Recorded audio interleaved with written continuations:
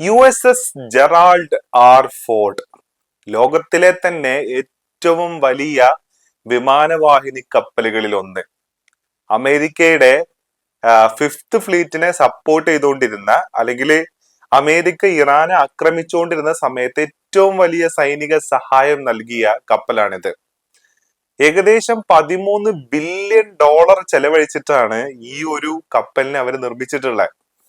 4500-ലധികം ക്രൂവും അതേപോലെ തന്നെ 72ഓളം വിമാനങ്ങളും ഉൾക്കൊള്ളാൻ പറ്റുന്ന ഒരു പടുകൂറ്റൻ കപ്പല്. ഈ ഒരു കപ്പല് ഇറാൻ യുദ്ധം നടന്നുകൊണ്ടിരിക്കെ അവിടുന്ന് പതുക്കെ പതുക്കെ നീങ്ങി അമേരിക്കയിലോട്ട് തന്നെ തിരിച്ചു പോകുന്ന ഒരു സീന് നമ്മൾ കണ്ടിട്ടുണ്ടായിരുന്നു.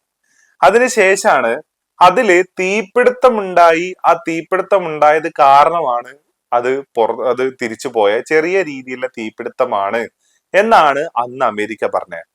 പക്ഷേ 100ഓളം ബെർത്തുകളാണ് ഇതിനകത്ത് കത്തിപ്പിടിച്ചിരിക്കുന്നത് എന്നുള്ളതാണ് പറയുന്നത്. അത് മാത്രമല്ല, കുറെ നാവികർക്ക് പരിക്ക് പറ്റിയിട്ടുണ്ട്, കുറെ ആൾക്കാർ പുക ശ്വസിച്ച് ശ്വാസം മുട്ടൽ വന്നിട്ടുണ്ട്. ഇത്രയും ഗുരുതരമായിരുന്നു ആ തീപിടുത്തം എന്നുള്ളതാണ്. ചെറിയ റിയാക്ടറുകൾ, അതായത് ചെറിയ തരത്തിലുള്ള ഈ പറയുന്ന ന്യൂക്ലിയർ റിയാക്ടറുകൾ പ്രവർത്തിച്ച് അതിൽ നിന്നുള്ള ഊർജം ഉൾക്കൊണ്ടിട്ടാണ് ഇത് മുന്നോട്ട് നീങ്ങുന്നത്. അത്രയും സോഫിസ്റ്റിക്കേറ്റഡ് ആയിട്ടുള്ള ഒരു കപ്പലാണ്. അപ്പൊ ആ കപ്പൽ അന്ന് കത്തി നശിച്ചത് ഇറാന്റെ ഡ്രോൺ ആക്രമണം കൊണ്ടും ഇറാന്റെ മിസൈൽ ആക്രമണം കൊണ്ടാണെന്നൊക്കെയുള്ള റിപ്പോർട്ടുകളൊക്കെ അന്ന് വന്നിട്ടുണ്ടായിരുന്നു. പക്ഷെ അതിനൊന്നും എന്തുണ്ടായിരുന്നില്ല, ഒരു പിൻബലം ഉണ്ടായിരുന്നില്ല.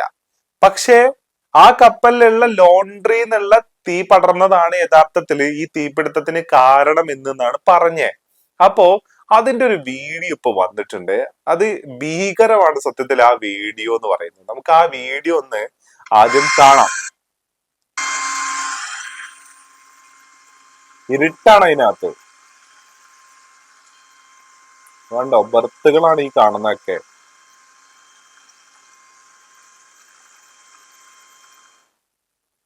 അതായത് കത്തിപ്പിടിച്ചിട്ട് ഒരു പ്രേതാലയം പോലെയാണ് ഈ കപ്പലിന്റെ അകം ഇപ്പൊ കാണുന്നതെന്നുള്ളതാണ്. അതായത് ഒന്ന് ആലോചിച്ച് നോക്കിയേ, ഏകദേശം 4500ഓളം ക്രൂ വർക്ക് ചെയ്യുന്ന ഒരു കപ്പലാണിത്. മാത്രമല്ല USS Gerald R Ford American നാവികസേന ഔദ്യോഗികമായി പറഞ്ഞത് തീപിടുത്തം കപ്പലിലെ മെയിൻ ലോണ്ടറി സ്പേസിൽ നിന്നാണ് ആരംഭിച്ചതെന്നും കോമ്പാക്ട് റിലേറ്റഡ് അല്ല എന്നാണ് പറഞ്ഞത്. അതായത് ഒരു ഡ്രയർ വെന്റ് സിസ്റ്റത്തിലോ അതുമായി ബന്ധപ്പെട്ട വായുസഞ്ചാര സംവിധാനത്തിലോ പ്രശ്നമുണ്ടായിരിക്കാം. തീയും പുകയും സമീപ ഭാഗങ്ങളിലേക്ക് വ്യാപിച്ചു. 100 കണക്കിന് നാവികർ ചേർന്നാണ് ഡാമേജ് കൺട്രോൾ പ്രവർത്തനങ്ങൾ നടത്തിയത്. അതായത് ആദ്യ റിപ്പോർട്ടിൽ ചെറിയ തീപിടുത്തമായിരുന്നു എന്നാ പറഞ്ഞത്. പക്ഷെ പിന്നീട് വന്നിട്ടുള്ള വിവരങ്ങൾ പ്രകാരം, ഈ വീഡിയോസ് പ്രകാരമാണ് യഥാർത്ഥത്തില് എന്താണ് ഇതിന്റെ അവസ്ഥ എന്നുള്ളത് കണ്ടത്. അപ്പോ യഥാർത്ഥത്തില് ഈ ഹോർമൂസിലും അതേപോലെ തന്നെ ഇറാനെ അടിക്കുന്ന സമയത്ത് ഇറാന് വേണ്ട എല്ലാ സപ്പോർട്ടും കൊടുക്കേണ്ട ഒരു ഒരു ഒരു ഒരു ഫ്ലൈറ്റ് കാരിയർ ആണ് യഥാർത്ഥത്തിൽ USS ജെറാൾഡ് ആർ ഫോർഡ് എന്ന് പറയുന്നത്.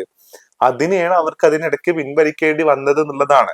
അപ്പൊ പല ക്ലെയിമുകൾ ഇതിന്റെ പേരുണ്ട്. പക്ഷെ അമേരിക്കയിൽ നിന്ന് ഇപ്പൊ വന്നിട്ടുള്ള ക്ലെയിമുകളാണ് കുറച്ചൊക്കെ വിശ്വസിക്കാൻ പറ്റുന്ന ക്ലെയിമുകൾ എന്ന് പറയുന്നത്. ലോണ്ടറി എന്നുള്ള തീപിടുത്തമാണെന്നുള്ളതാണ് അവര് പറയുന്നത്.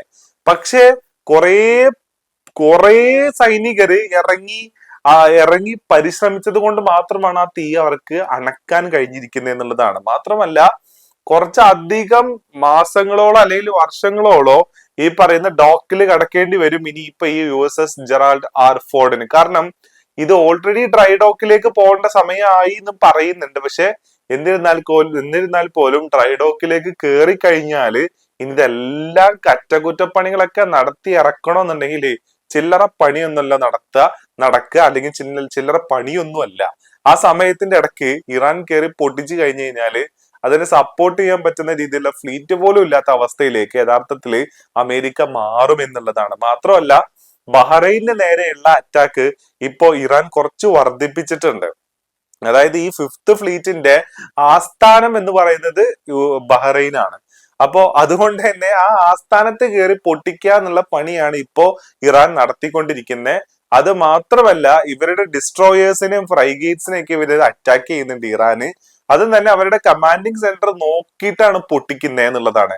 കമാൻഡ് സെന്റർ നോക്കി പൊട്ടിച്ചു കഴിഞ്ഞാൽ പിന്നെ ആ സാധനത്തിന് മുന്നോട്ട് പോകാൻ പറ്റില്ല, അവിടെ തന്നെ കടന്നു പോകും.